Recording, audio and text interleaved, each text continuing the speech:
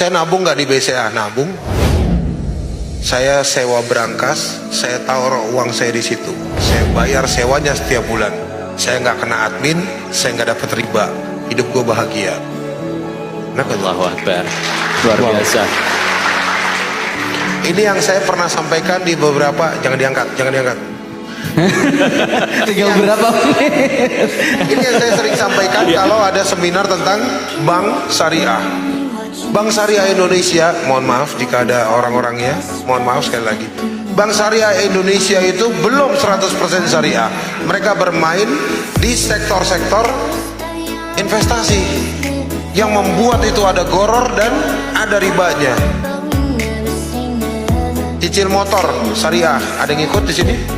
Nyicil motor syariah atau nyicil mobil syariah atau nyicil rumah syariah?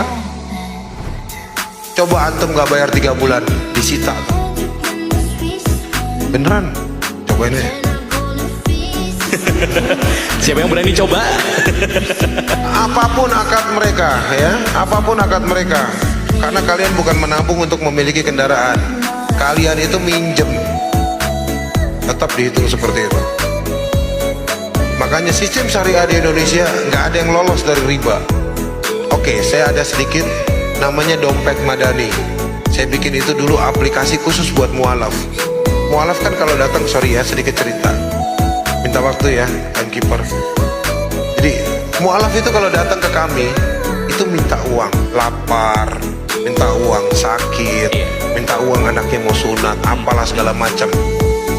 Orang banyak nasihatin saya, kok itu mualaf dikasih pancing, jangan dikasih ikan. Oke. Ya itu paling bener. umum lah ya. Iya, bener. Common sense di Indonesia ya kan. Sekarang dia itu bukan nelayan pak, bukan tukang mancing ikan. Dikasih pancing, dikasih kayu, disuruh mancing di situ. Yang ada ikannya ditombak sama dia sama mancing-mancingnya. Ujungnya balik lagi ke kita. Minta lagi. Lapar. Iya. Pancingnya mana? Saya rusak. Buang. Nah ini dilematiknya. Nah saya bikinkan dompet madani. Dompet madani itu saya bikin. Kita dapat dari PLN, alhamdulillah. Dikonfirmasi kemarin sama orang PLN di Halal Expo.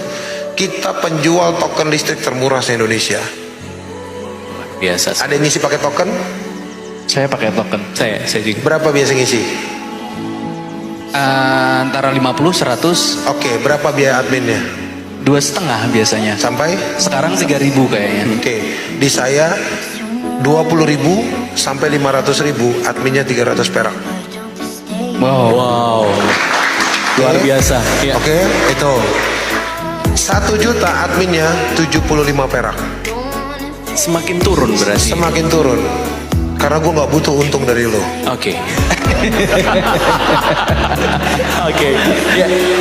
Nggak butuh untung dari customer, dari klien ya. Dan itu aktif 24 jam. Artinya kalau misalnya ke minimarket yang inisialnya Indomaret itu, Bener. Oke. Sama Alfamart juga ada sampingnya.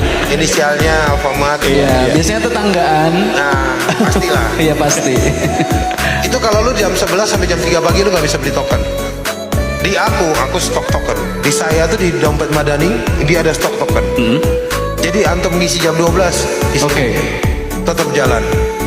Dan semua saldo yang disimpan di situ sama sistemnya seperti saya nyimpen saldo di BCA. Saya nyewa berangkas, saya masukin duit di situ. Terus saja seperti itu. Nanti akhir bulan rekapitulasi pemakaian saldo, saya tarik dari situ. Kamu isi lagi bulan depan, tak masukin lagi ke situ. Artinya apa? Uang itu bebas goror, Iya. bebas dari riba, Riba. Iya. dan bebas dari bank. Karena saya cuma nyimpen berangkas di dalam bank, Bukan nyimpennya. bukan nyimpen duit. Iya. Dan bank itu Nitip ya? Enggak, karena dia kan berangkas boleh nyimpen sepatu juga di situ. Boleh. Bener boleh. Apapun itu isinya Apapun, ya. iya. Iya. Nyimpen anak yang Iya, ngerepot. intinya gitu.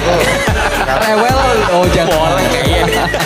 Enggak, maksudnya itu nyawa berangkasnya. Jadi ini yang kita rubah sistemnya. Iya. Ini kita rubah, kitanya yang ngerubah. Kalau kitanya nggak mau berubah, kalau kita nggak mulai melakukan hal tersebut, Apa yang harus nggak dilakukan? akan berubah men. Dan itu akan stagnan seperti itu dan kita hanya menjadi pengamat. Oke, kok ini terakhir nih kok closing statement untuk kita semuanya. Gimana nih kok kita untuk tentunya biar bisnis ikhlas tadi kan lakukan. Terus apa lagi yang harus kita lakukan untuk closing statement kali ini? Ikhlasin. Oke, Ikhlasin. ikhlas. Nah, Ikhlasin. ikhlasin. Ikhlasin. Iya. Saya agak Gini, ini gua ambil nih. Iya. Eh, ikhlasin men. Oke. Enggak Iya. sampai bawa juga.